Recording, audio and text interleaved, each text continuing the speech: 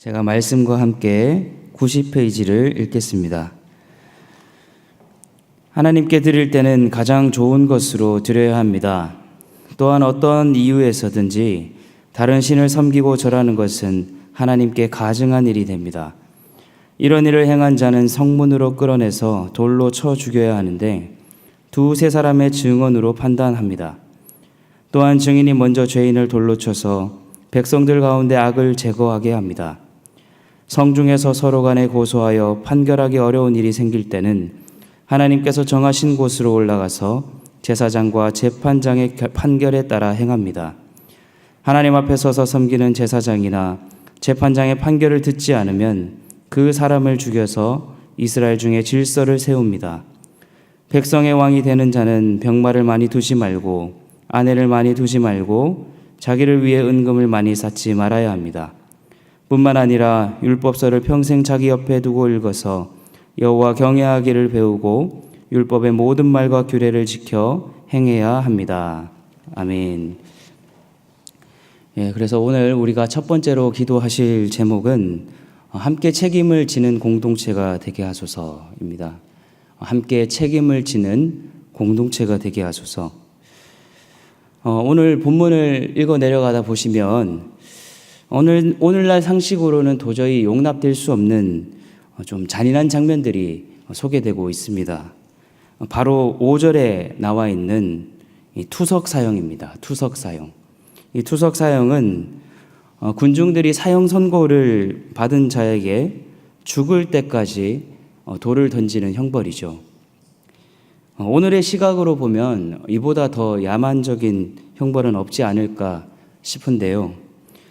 하지만 당시 사법제도가 그렇게 발달되어 있지 않았음을 우리가 고려한다면 그 당시로서는 최선의 방법이었을 수도 있습니다. 사실 이 사형제도에 대해서 우리가 이해할 수 있는 지점이 있는데요. 첫째로는 최종적으로 누구의 돌에 맞아 죽었는지 모르기 때문에 이 투석 사형이 최소한의 양심의 가책을 덜어준다라고 하는 점이 있고요. 둘째로는 이 돌을 함께 던졌기 때문에 그만큼 함께 책임져야 한다는 점에서 나름 그 시대에서는 용인될 수 있는 사형 방법에 속했던 것입니다. 그런데 오늘 이 투석 사형을 위한 한 가지 전제 조건이 있는데요. 우리가 오늘 말씀 4절을 한번 같이 읽어보도록 하겠습니다. 4절 말씀입니다. 시작. 그것이 내게 알려짐으로 내가 듣거든 자세히 조사해 볼지니 만일 그 일과 말이 확실하여 이스라엘 중에 이런 가증한 일을 행함이 있으면 아멘. 제1계명, 그러니까 나 외에는 다른 신을 섬기지 말라라고 했던 그 계명을 어겼는지의 여부를 자세히 확인해 보라고 하는 것이죠. 또 6절을 한번 읽어보겠습니다. 6절 시작. 죽일 자를 두 사람이나 세 사람의 증언으로 죽일 것이요 한 사람의 증언으로는 죽이지 말 것이며 아멘. 한 사람의 증언이 아니라 몇 사람이요? 두세 사람의 증언으로 하라는 것입니다.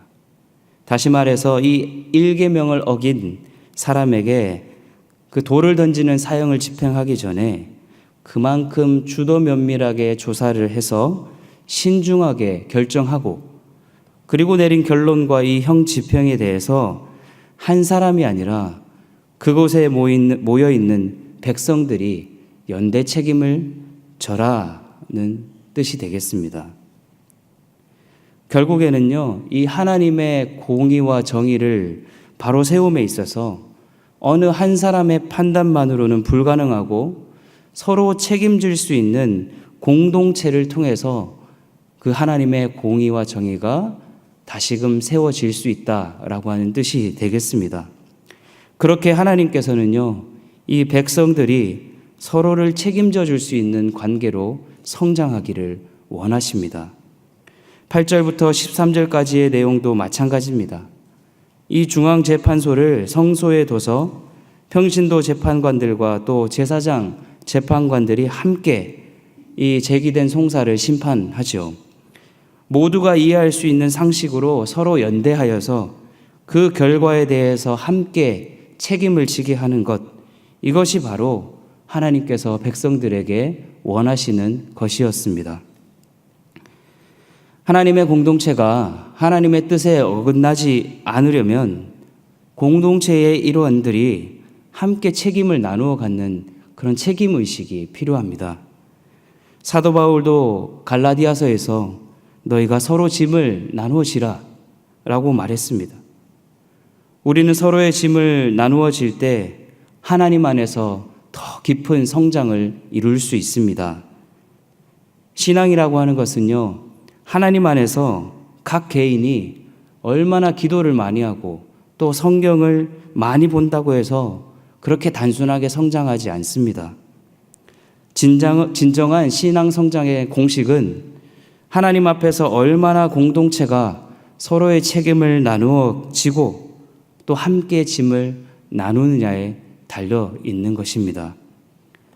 여러분, 좀 더 하나님 앞에서 바른 그리스도인으로 성장하고 싶으십니까? 그러시다면 나만 잘 믿으면 되지 라고 하는 생각은 버리시고 우리 신앙의 지체들과 함께 연합하시기를 축복합니다. 이 말씀은 결코 어떤 이권 다툼에 있어서 다른 사람의 뒤를 봐주는 방식으로 그 사람의 안위를 책임져 주라는 그런 단순한 말씀이 아닙니다. 생각해 보면 우리 인생의 목표가 하나님 안에서 그 믿음이 더 깊어지는 것에 있지 않습니까?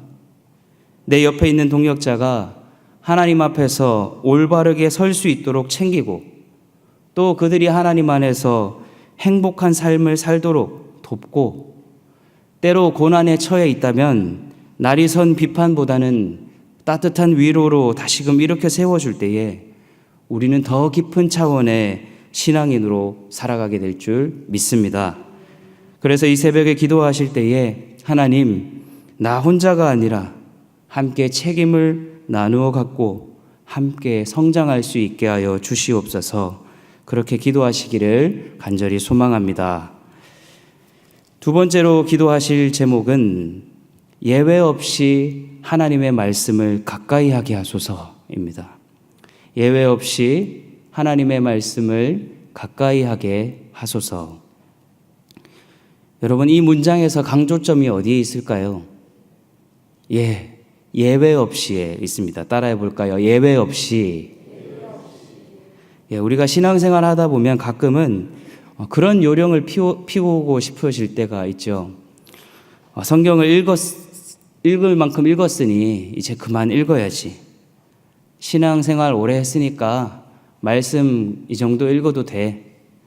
또 중직자 정도 했으면 할 만큼 했으니 적당히 해야지. 하지만 우리 모두는 하나님 앞에 갈 때까지 예외 없이 하나님의 말씀을 가까이 해야 될 줄 믿습니다. 오늘 말씀 18절 말씀을 함께 보겠습니다. 18절 말씀 함께 읽어봅니다. 시작. 그가 왕위에 오르거든 이 율법서의 등사본을 레위 사람 제사장 앞에서 책에 기록하여. 아멘. 여기서 그가 누구일까요? 그라고 하는 사람은 장차 이스라엘에 세워질 아주 이상적인 왕을 뜻합니다. 그때 당시 이 가나안 주변 족속들은요, 대부분 왕정 체제를 유지하고 있었기 때문에 언젠가 이스라엘 백성들이 이 왕을 요구할 것이다 라고 하는 것을 이제 하나님이 아셨고 이 모세를 통해서 오늘 이 말씀이 주어지고 있는데요. 그때 세워질 이스라엘의 이상적인 왕에 대해서 하나님이 소개해 주고 계십니다.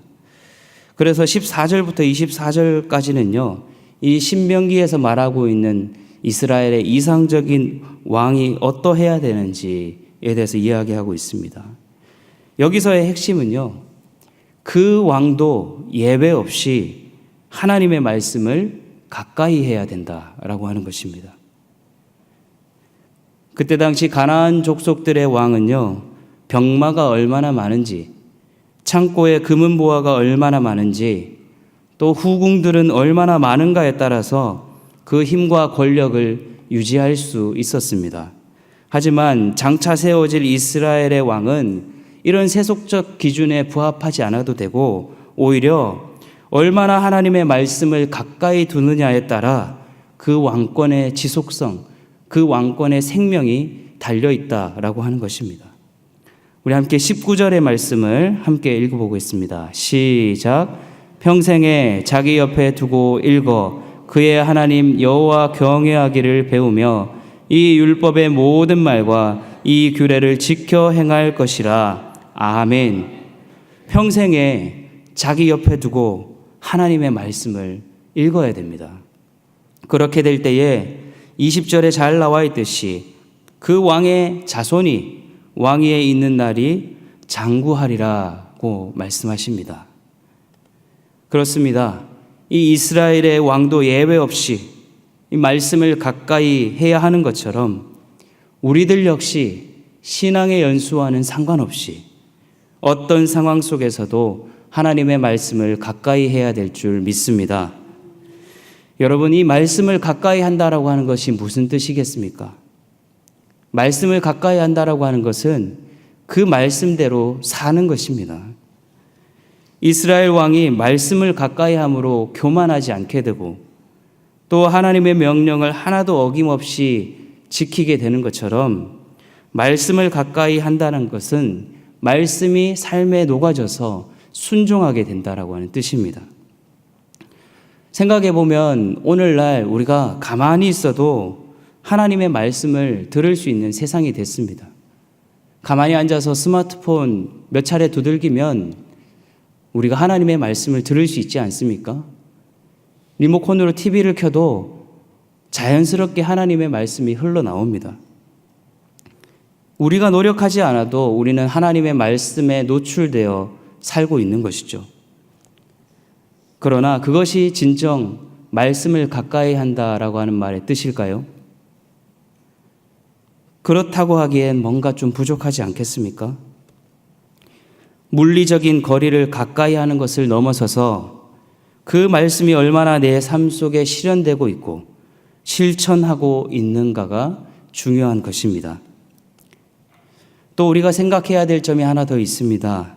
하나님이 장차 세워질 왕에게 이러해야 된다라고 말씀하신 이유는 그 왕 밑에 있는 백성들 역시 그렇게 해야 된다라고 하는 의미에서 주시는 말씀입니다.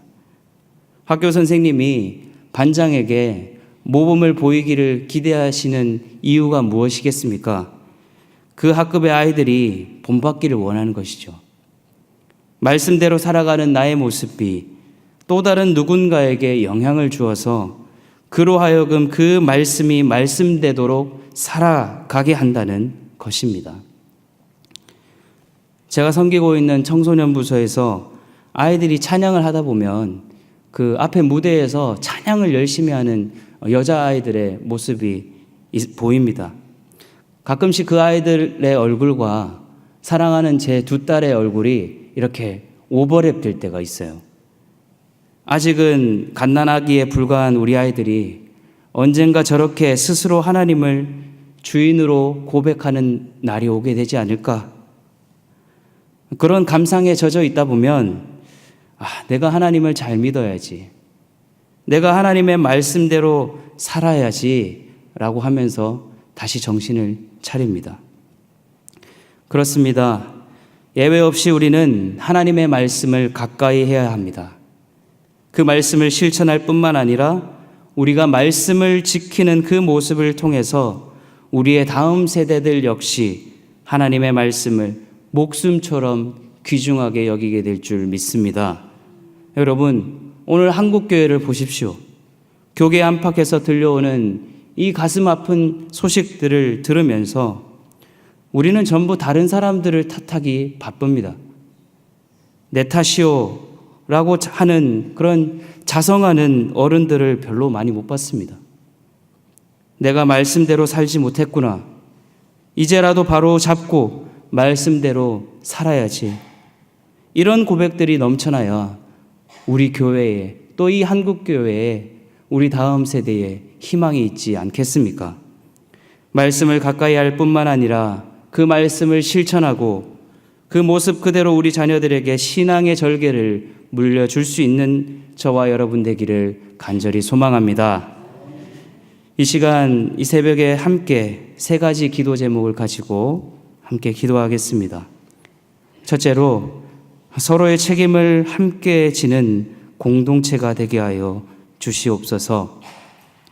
두 번째로, 기도하실 때에 예외 없이 하나님의 말씀을 가까이 하게 하여 주시옵소서. 그 말씀을 가까이 할 뿐만 아니라 그 말씀을 살아낼 수 있게 하여 주시옵소서. 마지막으로 기도하실 때에 이제 새로운 한 주가 시작됩니다. 이번 한 주도 하나님과 빈틈없이 동행하는 삶을 살게 하여 주시옵소서. 다 같이 기도하겠습니다. 주여 믿습니다. 주여 믿습니다. 주여 믿습니다.